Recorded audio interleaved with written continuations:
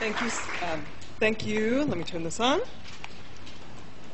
Thank you so much, Reiko, and thank you to the organizers also for inviting me.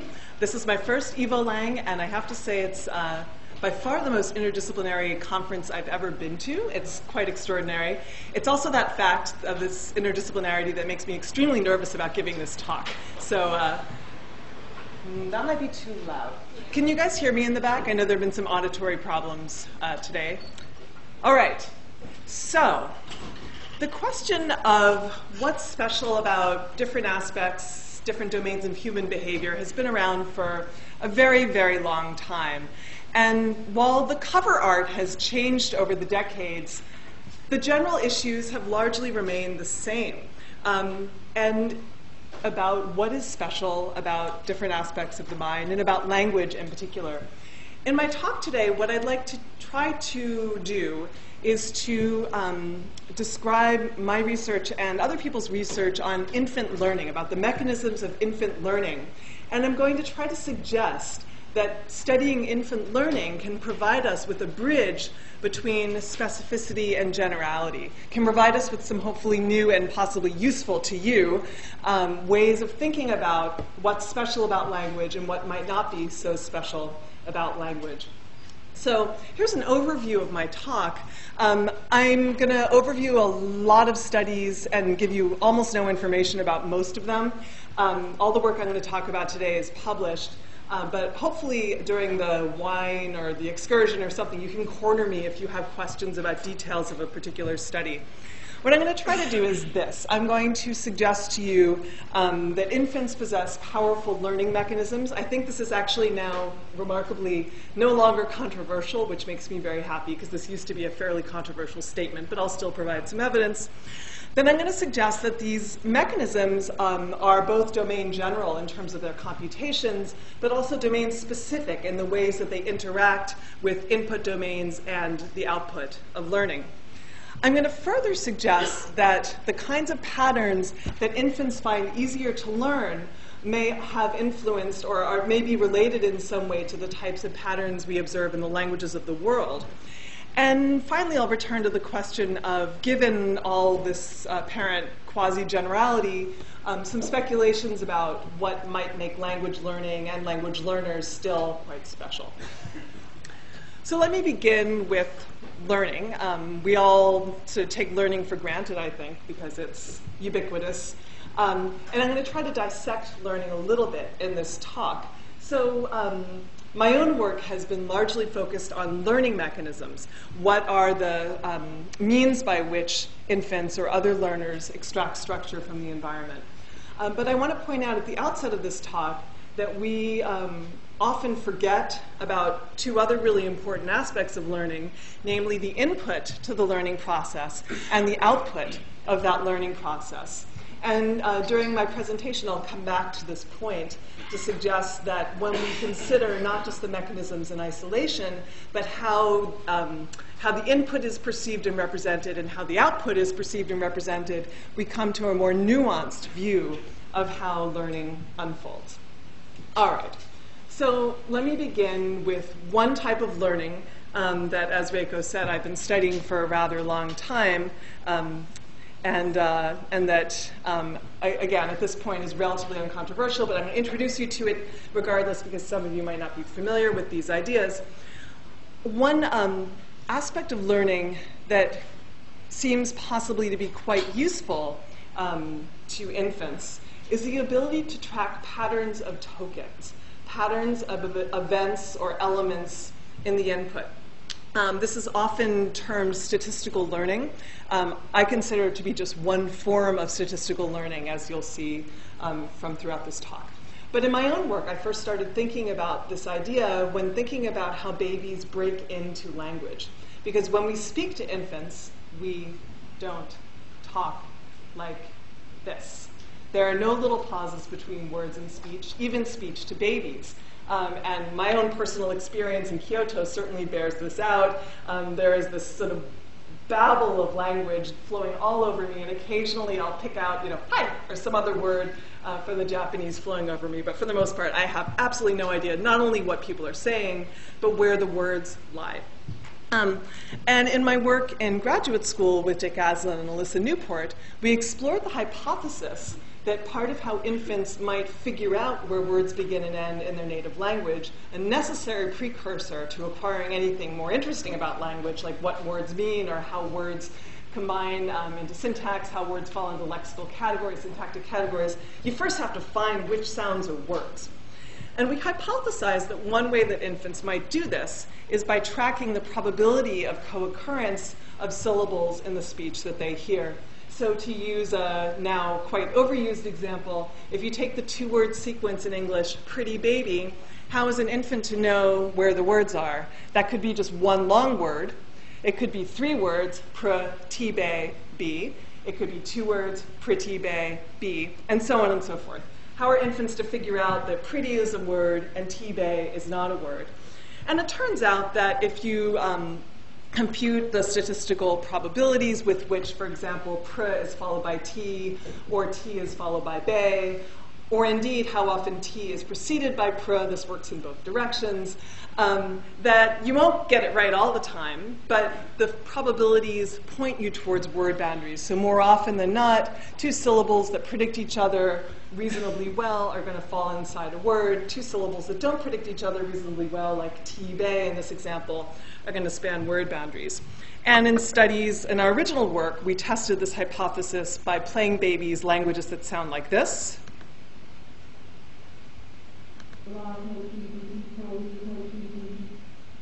Fascinating stuff, where we built particular probabilities into the speech. In more recent studies, we play babies something like this. The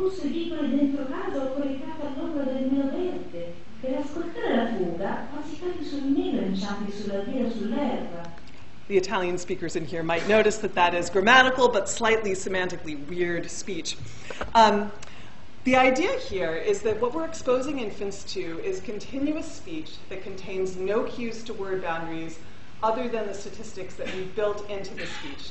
And we're going to ask whether infants can discriminate between sequences of higher probability versus sequences of lower probability. And I'm just going to walk you through this example from our 1996 paper just to make sure we're all on the same page. So here's the sort of thing the baby might hear. So they're going to hear something like this. The structure of these materials is something like this. And the question of interest is whether infants, after listening to something like this for 2 minutes, can discriminate. These are 8-month-olds in the original work. These have now been pushed down to newborns in other people's labs. Whether infants can discriminate between something like the quote-unquote word tokibu. This is a word only in the formal sense that these syllables follow one another with some regularity. It has no meaning to anyone but me. I'm the only native speaker of this particular language. We ask whether they can discriminate something like tokibu, where to is followed by ki with 100% probability, and so on, from what we'll call a part word, a sequence spanning a word boundary like bu, gi, ko. In this corpus, bu is only followed by ki 1/3 of the time, so there's a dip in the probability at that point. And we're going to ask whether babies can discriminate between sequences like tokibu, which are words in this speech, and sequences like boogie ko, which is sort of like t-bay and the pretty baby example. Now, how do we ask this of babies?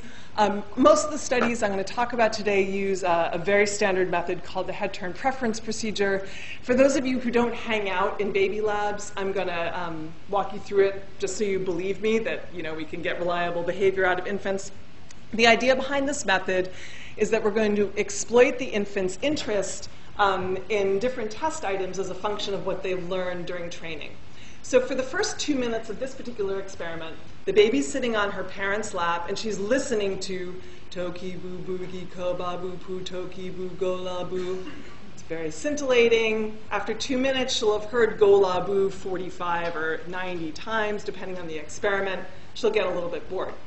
Then the room goes silent, and we have little lights mounted on either side of the wall near the baby. Back in these days, it was lights. Now it's computer monitors. And there's also a light in front of the baby that we use to get the baby's attention between trials so that we know when we start a trial that they're not like trying to eat their sock or grab the headphones off mom or whatever. So at the beginning of a trial, a light will start blinking on one side of the room, and the experimenter who's outside the room will hit a go button. And when the baby looks at the light, the experimenter hits the go button.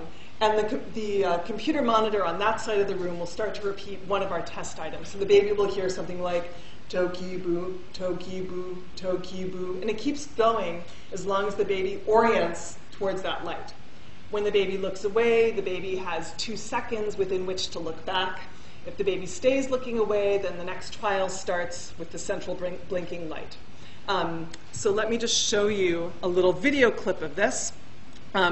It's an old video clip. You can tell from the way the computer monitors look, and it's going to wend in kind of a drunken way, but it'll get close, and I'll be able to narrate once we get a better image of the baby.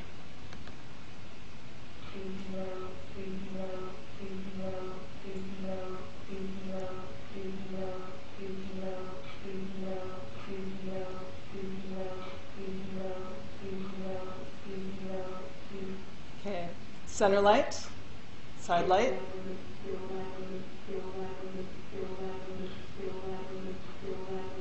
And it's done. Center light. Side light.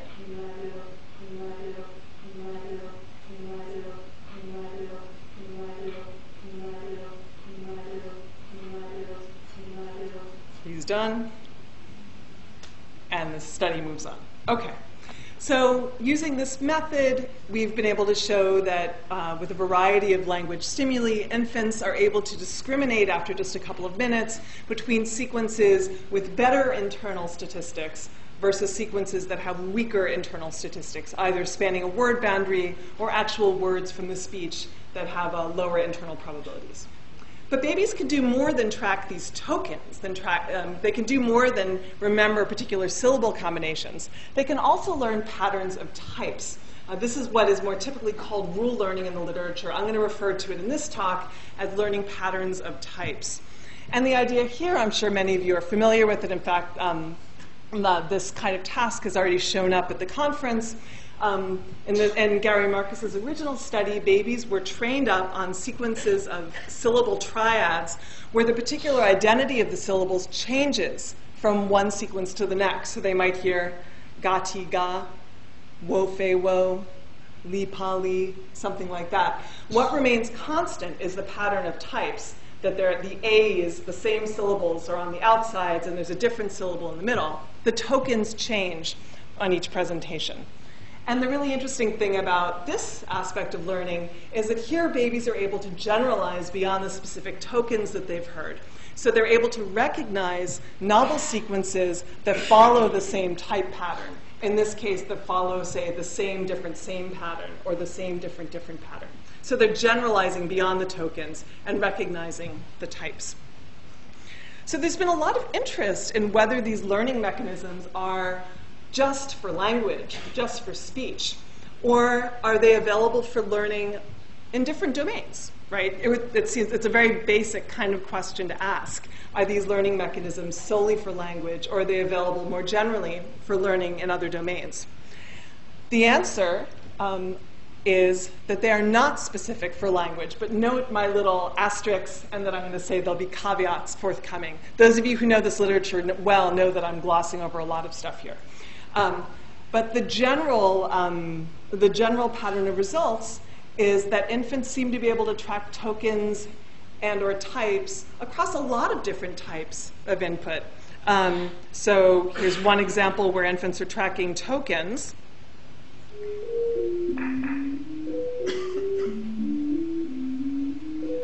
So that sequence of sine wave tones has the same statistical structure as go, la, bu, pa, bi, ku, tu, ti, bu, except now the statistics are written between C sharp and D and F sharp instead of between go and la and bu. Infants are also able to track tokens and types in sequences, visual sequences of various kinds, and moreover, these learning abilities seem to be available to non-humans as well, at least to cotton-top tamarins and rats, both of whom seem to be able to track sequences at both the token level, remembering the specific exemplars, the statistics as particular exemplars, and the type level, abstracting patterns like ABA or ABB. So if I were to stop here, the answer would seem to be fairly straightforward. It would say, okay, these are general learning mechanisms, they seem to be available at least to some other species, and so they're not really for language in any particular kind of way. But I don't think that's the whole story. I think the story is actually a lot more interesting than just saying that these are general purpose, flat earth, empiricist kinds of learning mechanisms. And the reason why has to do, again, with thinking about not just the mechanisms themselves, but how they interact with the input to learning, which comes from particular domains, and how they interact with and what kind of output they provide, which gets dumped into different domains. And to make my point, I'm just going to give you a few examples of some of the subtleties of the circumstances under which infants seem to be able to track types and/or tokens, to suggest to you that the story is a lot more interesting and subtle than just babies could always do it or they could never do it. So I'm going to have to go through these examples with some rapidity, but again, these are all published papers. So one kind of cool study was done by Colin Dawson and Luann Gherkin to do with the type learning, the quote-unquote rule learning in the musical domain. They played babies sequences of chords, and they found something that at first blush is kind of surprising. They found that 4-month-olds could do it. They could track the ABA types of patterns in chords, but 7-month-olds couldn't, which is sort of the opposite of the kind of pattern you'd usually expect to see developmentally. But their explanation makes sense. What they argue is that over the second half of the first year, we know from the music perception literature that babies are developing a sense of tonality. And they argue that for the 7-month-olds, their sense of tonality, of musical tonality, of Western musical structure in this case, is actually interfering with their ability to learn and abstract these sequences in a way that the 4-month-olds are not messed up. Another example has to do with the structure of the information itself.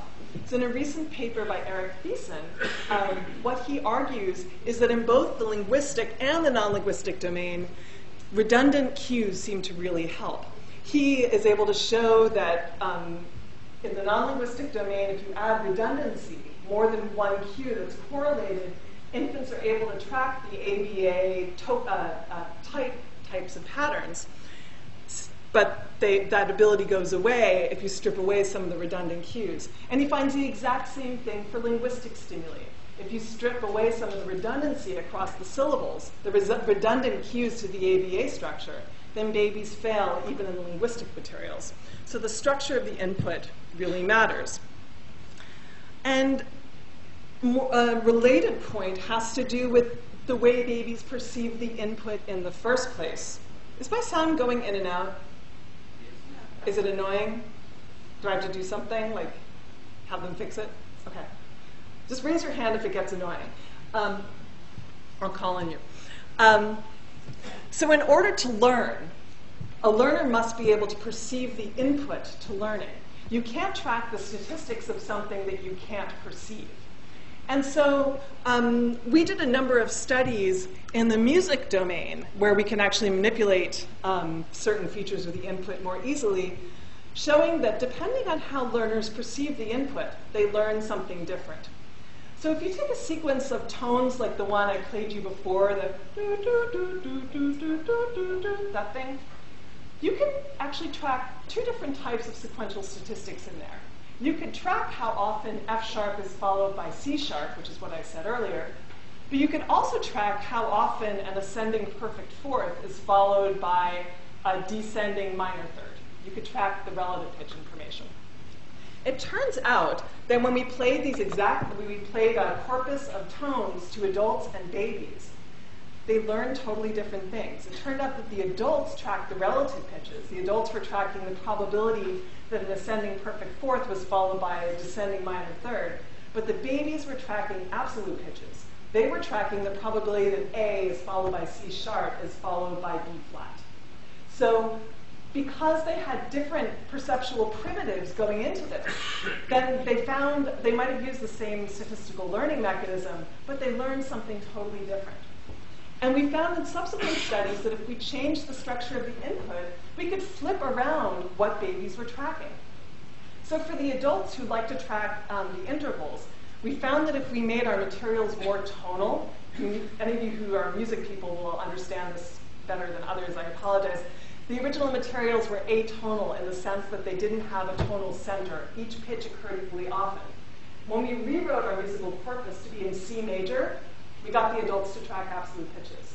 And similarly with the babies, when we rewrote our corpus so that it was continually transposed, every word meaning three-tone sequence, every time it happened was transposed into a different key, we could push the babies into tracking the relative pitches because the absolute pitches were no longer informative. This is actually following earlier work in birds. And so depending on what the infants were perceiving, what the units of perception were, they learned something totally different from the corpora that we played for them. A similar kind of point comes from some work that we did on tracking at the type level, so in the ABA, ADB types of studies. It can be difficult to get infants to track these in certain non-linguistic domains. And we reasoned that one reason that babies might find this certain domains difficult for tracking types is if you have sequences of different ABAs. Let's imagine that you're seeing different shapes on each tile. The babies have to be able to figure out that all of those triples are actually part of the same category in order to extend the category to novel exemplars. Speech is like that. We know that babies can extend if they hear li, fa, li, wo, ti, wo, and then they hear mi, pa, mi. They know that those are all part of the same category. But they might not know that green triangles and red circles are part of the same category. And so we ran a version of the study using pictures of dogs or pictures of cats. And we're able to show that when we provided infants with input where they could readily categorize it as part of a single domain, they were able to generalize. The last example I want to give you about the subtleties of this process is an incredibly clever study done by Luann Gherkin. She was interested in this study in how the input pushes learners around to affect what level they learn at.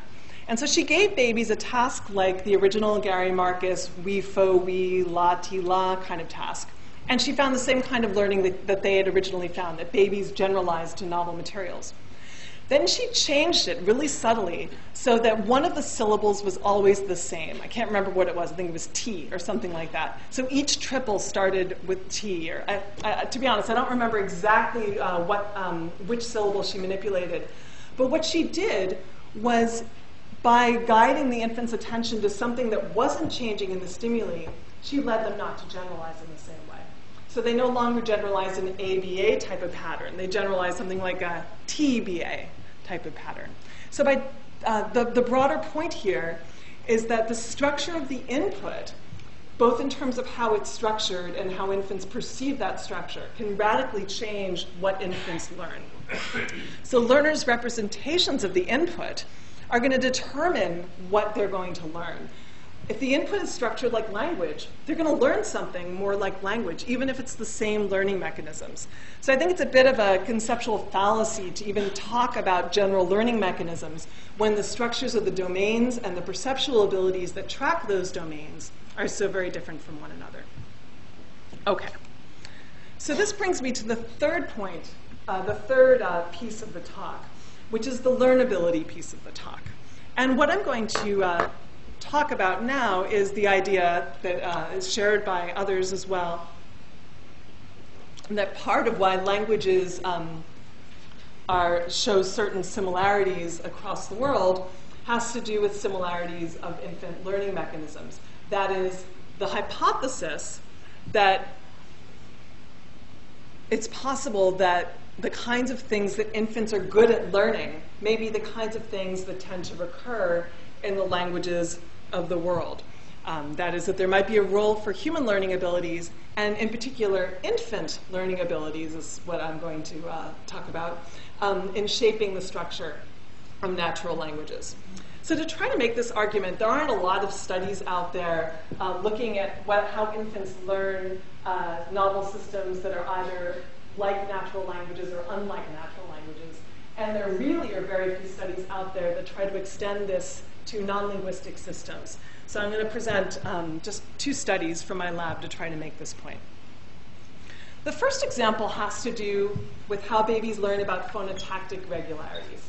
Phonotactics are a really cool place to study learning because, so for those of you who don't know, phonotactics are regularities that are particular to specific languages in terms of which patterns of acceptability and positional restrictions on phonemes. So both restrictions about which phonemes can follow one another, but especially to do with position. So say at the beginning of a syllable versus the end of a syllable, there are different restrictions. In English, you can have F followed by S at the end of a syllable, but not at the beginning of a syllable, for example. And we know these differ from language to language, so they have to be learned. We also know that they're learned quite young, so by 9 months of age, infants can discriminate between words that show legal versus illegal patterns in their language. Moreover, they can discriminate between sequences that show probable legal versus improbable legal patterns in their language. So we know babies learn a lot about phonotactics pretty early.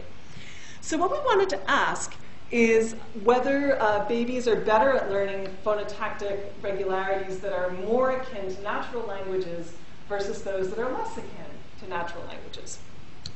And the way we did this was we designed a method that has 3 phases to it. In the first phase, babies hear a list of novel words that exemplify a particular set of phonotactic regularities. Then, instead of immediately testing them, they hear these words and they've heard these words in citation form. We then have the infants listen to fluent speech that has words that either are consistent with or inconsistent with the regularity that they've just been exposed to. And our question of interest is whether they are better at pulling out the novel words from the fluent speech that are consistent with the regularity that they've been listening to. So the idea here is that if they've learned the phonotactic regularity, they should devise expectations about possible word forms based on those regularities and have an easier time pulling them out of fluent speech. So in the first experiment, we exposed babies to a very simple list of words that follows a very simple regularity. These are all bisyllabic words. The two, I apologize, I don't have a laser pointer, so I'll just point like this. Maybe? Maybe not. Okay. On the far side, you have half the infants were exposed to the regularity on the far side, where each syllable starts with a voiceless consonant like t, k, p, and each syllable ends with a voiced consonant like d, g, b. The other half of the babies were exposed to the opposite pattern. Totally regular, totally predictable. And they listened to a list of these words for a couple minutes.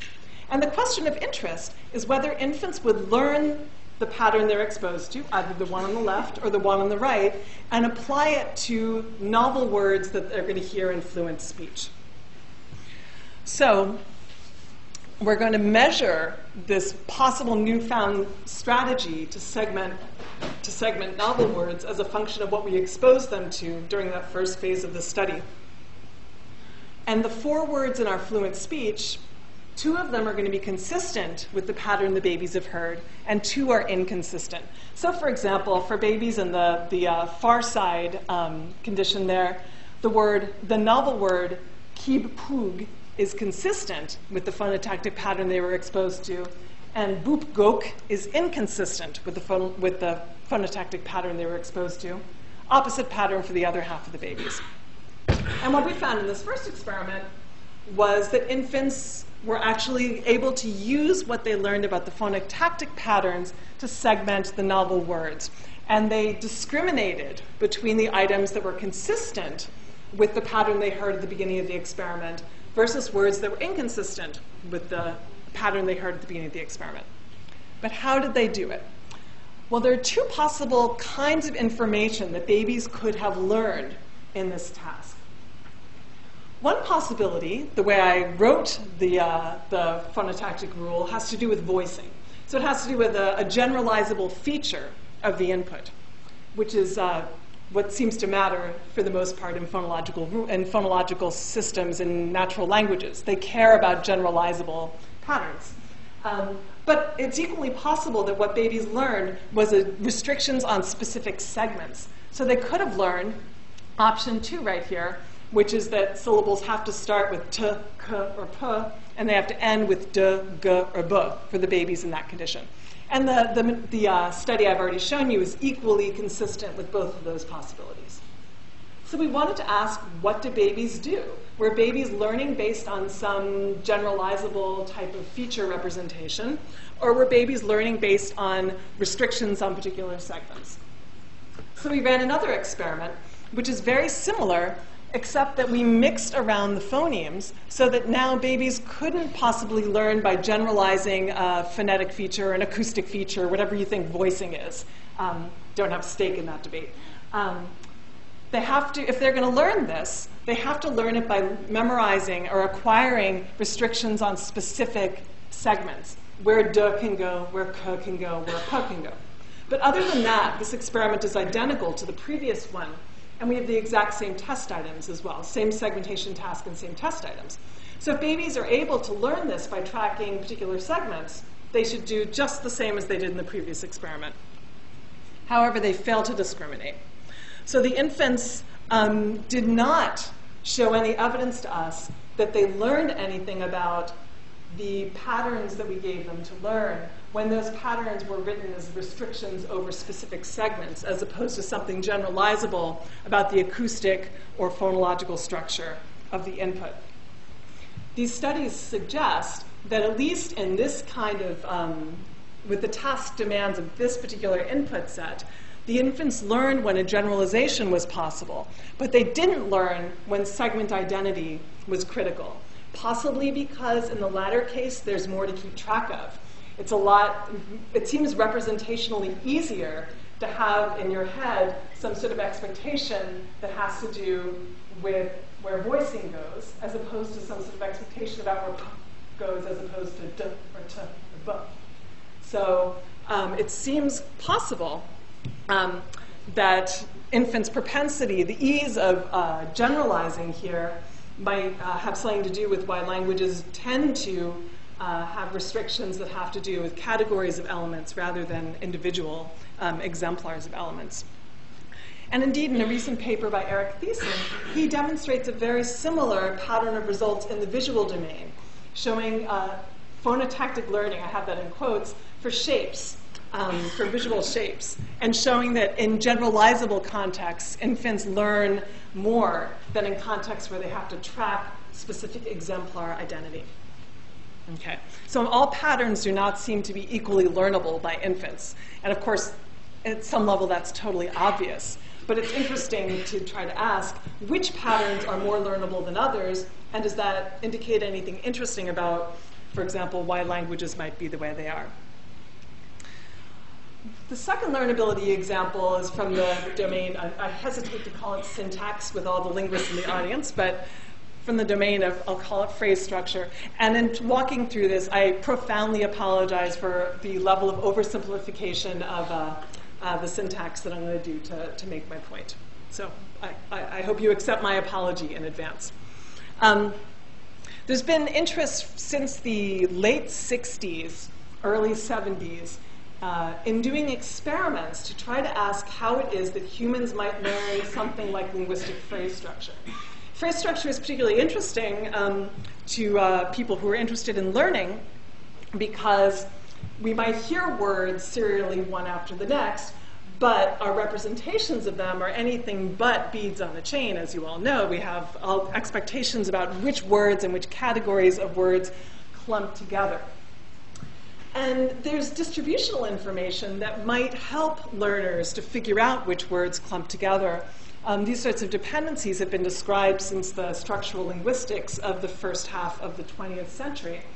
And the intuition is as follows. Certain types of words reliably predict the presence of other types of words within phrases. So for example, you can have nouns without articles, but we don't have articles without nouns. We don't have sentences like the walk down the street in any language that I know of, unless the is unless the happens to be someone's name. Similarly, we can have noun phrases without prepositions, but prepositions require noun phrases somewhere downstream or upstream, depending on your language. We can have noun phrases without transitive verbs, but transitive verbs require object-noun phrases. These are all very obvious features of simple syntax. But in terms of the statistical manifestations on the surface, they provide the evidence of unidirectional, strong conditional probabilities such that certain categories of elements reliably predict others, but it's unidirectional. Okay? So in work now done quite a long time ago, we wanted to ask whether these predictive dependencies buy anything for learners. Do they actually help us to learn? And so what we did was to create two artificial grammars that were very, very similar, and I'll give you their structures in a moment. The only real substantive difference being that one contained predictive dependencies such that certain word categories predicted others unidirectionally. The other lacked those dependencies. So I'll call this the predictive language versus the non-predictive language. Let me just give you the structure very briefly. This goes back to languages that were used in this like Bregman and Newport and Morgan in the 70s and 80s. These are very old languages that I've tweaked a little bit.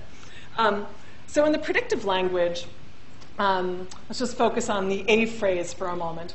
An A phrase consists of an A word. A could be biff, sig, rud, or tis, with an optional D word. And so the possible A phrases were A and AD.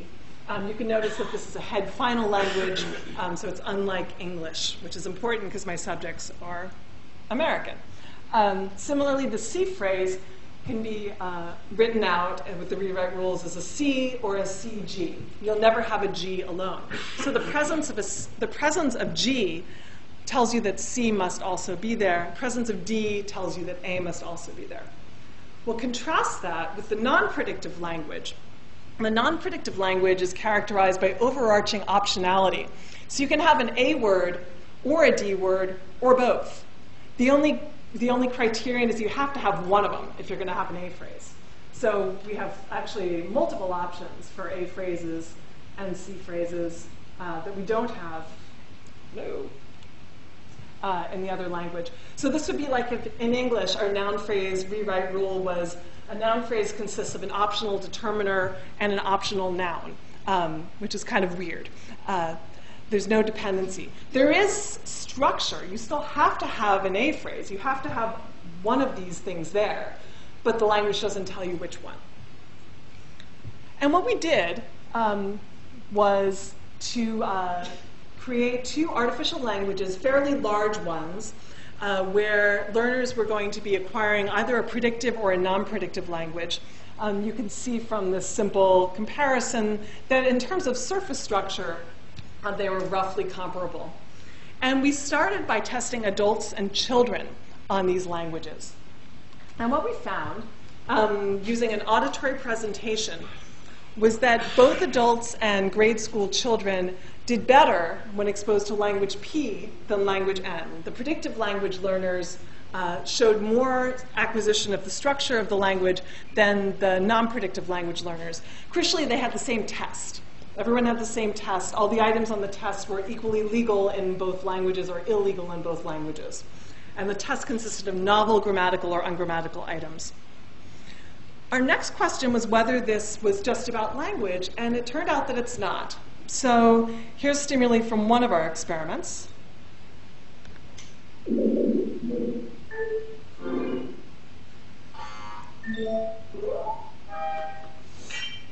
So that was like biff, rud, lum, dup, sig, or something like that. We found with stimuli like these, we found the same pattern of performance with learners acquiring more about the predictive language structure than the non-predictive language structure. Here's another example of a language that we used.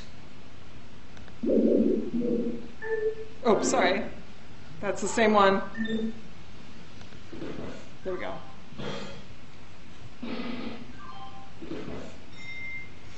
And you could argue in each of these, maybe people recoded it as language. We also used shapes. We did everything we could. And the same patterns kept reemerging in every case, except for when we use sequentially presented shapes. And that's a whole different talk. This work led us to ask, okay, for these learners who already know a language fluently, the predictive dependencies seem to help them, even though they're in the opposite direction of their native language. What would happen if we tested babies on these same materials, babies who arguably don't know much yet about syntax?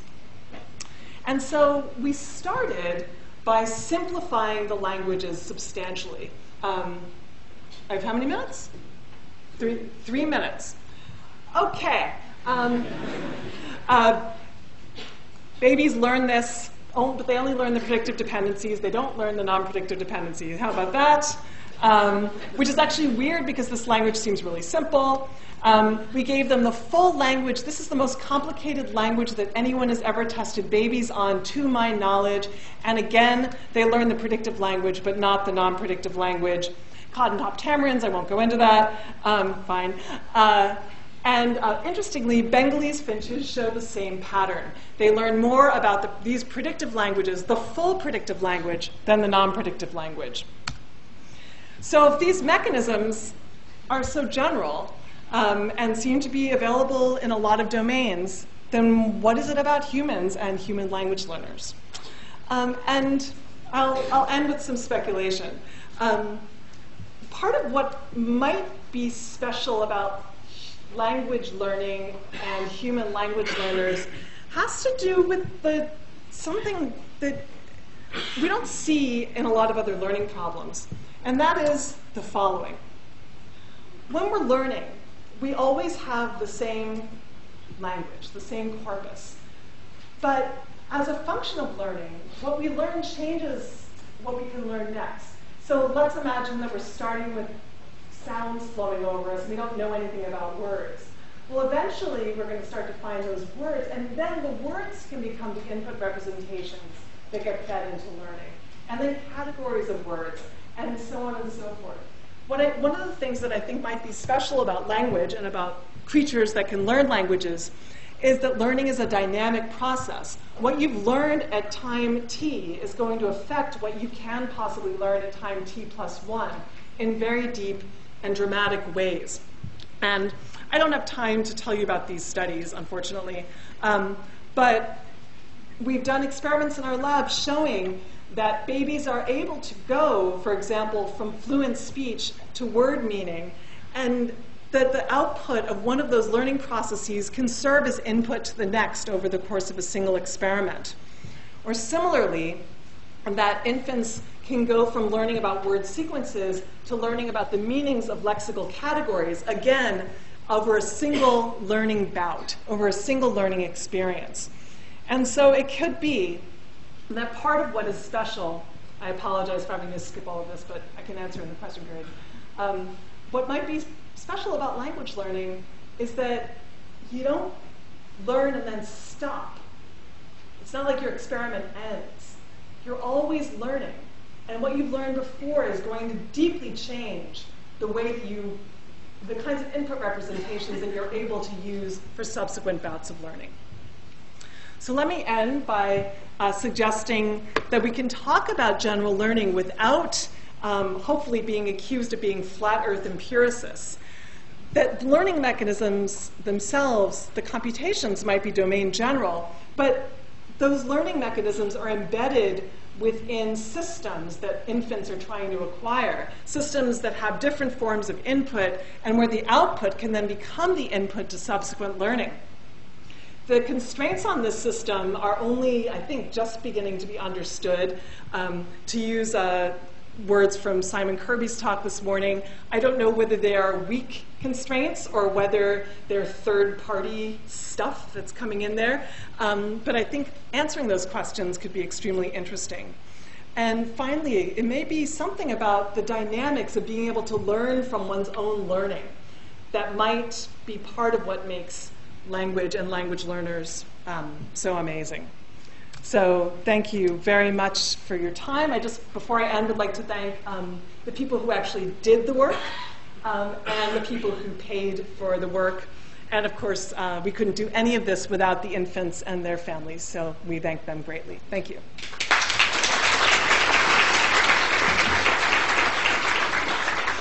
Thank you very much. Could you use this one instead of that one? Sure. Is it dying? Yeah. Okay. Thank you. And question, we have time, 10 minutes for questions and discussion.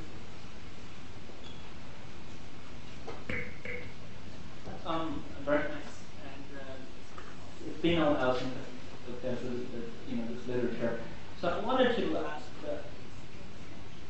ask the question of how well these mechanisms scale, right? So the word segmentation stuff, which I'm more familiar with, we did some work and you know about it.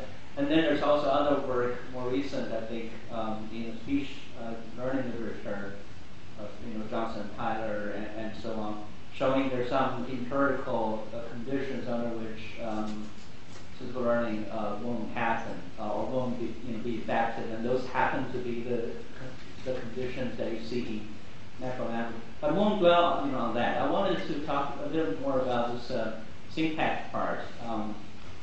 This kind of predictive learning was tried in computational linguistics way back in the 1980s. Excuse me, couldn't make questions short. Okay, I'm sorry. Okay. Too long. Okay, and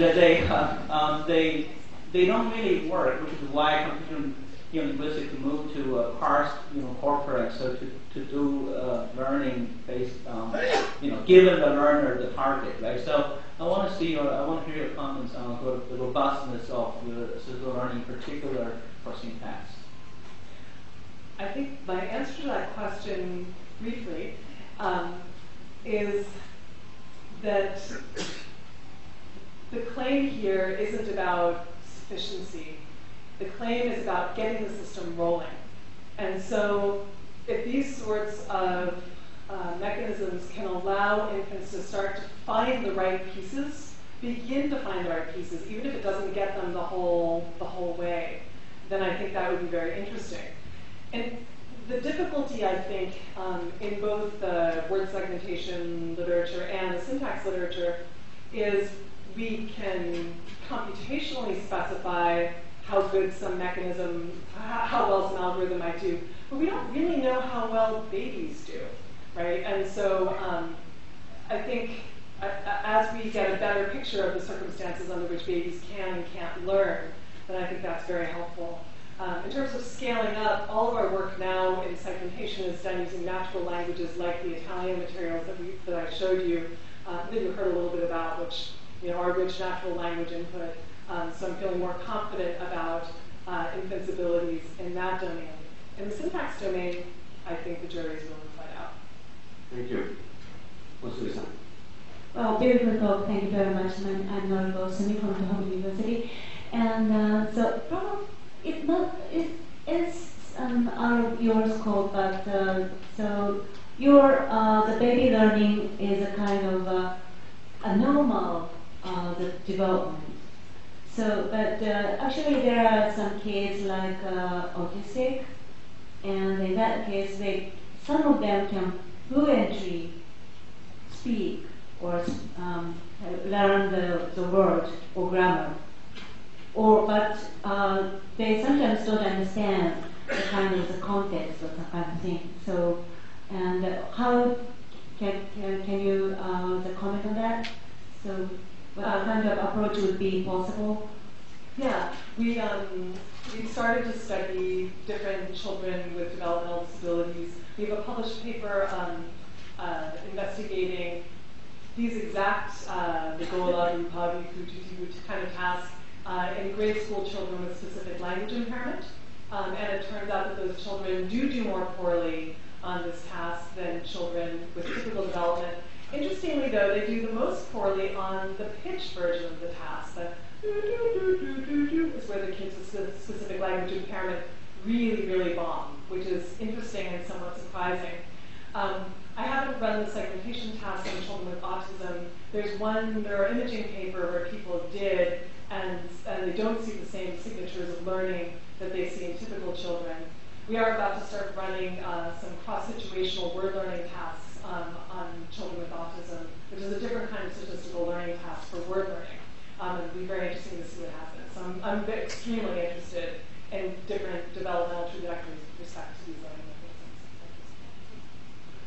mechanisms. Thank you very much for your informative talk. Kyoto University of Warsaw. I have a specific question, and it's related to the phonological distinctions that the children make. You used consonants which have different places of articulation, so you've got labials, alveolars, and velars. And then, of course, those are begin to be produced at different times. And my question is, do you observe any regularities in some of those patterns being recognized more readily than the others? And then what the follow-up would be, do the children or babies conceptualize or categorize those sounds the same way as we as adults do so? In terms of the phonotactic learning, we haven't specifically investigated, say, different place of articulation as a function of what's learned first. My intuition would be that production would not influence learning in these tasks solely because we see similar learning in tasks with sine wave tones and tasks with weird shapes. It doesn't seem to have either much to do with neuromotor production or even, dare I say it, the communicative value of what they're learning. In terms of whether they're learning in the same way as adults, those comparisons are extremely difficult to make. We've run many of these studies on adults, but our methods are very different. Adults, we can't flash lights and have them turn their heads. So we're now working on developing eye tracking methods that hopefully will allow us to equate the task demands more easily across infants and adults. Certainly ERPs are another way to do that. In the absence of equating task demands, I don't have a way to answer your question about comparability across age. I wish I did. Jordan, can you hear me? No. Jordan from Kyoto University. A short and general question. Would you say that your results support the thesis of Evans and Levinson, the myth of linguistic universals? This paper is sometimes misunderstood as literally denying any kind of universals, but what they do deny are innate universals, but not the kind of things that one would expect to emerge from processes such as yours. I had a list of things to do to reread that paper before giving this talk, because I thought someone might ask that, and I didn't reread it. So I'm going to reread it tonight, ask me tomorrow. I don't want to answer without rereading the paper, so thank you. Hi, Rachel Mansko from Weekend BSI. The babies start with the ability to discriminate all those sounds, and then start losing, the ability to discriminate. Do you need a separate mechanisms to account for that than the learning system that you had? Well, I think the studies by Luann Gherkin and Jessica May and Janet Worker have argued that tracking tokens of exemplars of phonemes will allow you to discover different types of distributions that can allow you to narrow in on your native language system. So as long as one extends the perceptual primitives to include exemplars of phonemes, and if one allows for tracking sort of histogram type structures, then I think in general it's quite a consistent perspective. There is, of course, Pat Poole's results suggesting that social interaction plays a really crucial role in that sort of narrowing of perceptual categories. And I would only say that in all of this learning, I believe that attention is crucial. We can show better learning, for example, when we use infant-directed speech in our materials than when we use adult-directed speech. And so I think that there is an attentional gating that might have something to do with that social interaction as well. Irene Pepperberg, Harvard University. I have to ask you about the non-human, obviously. When you say using knowledge to gain more knowledge, I mean, would you consider when an animal can segment English speech and then use that knowledge to form new labels based on phonemes it already knows?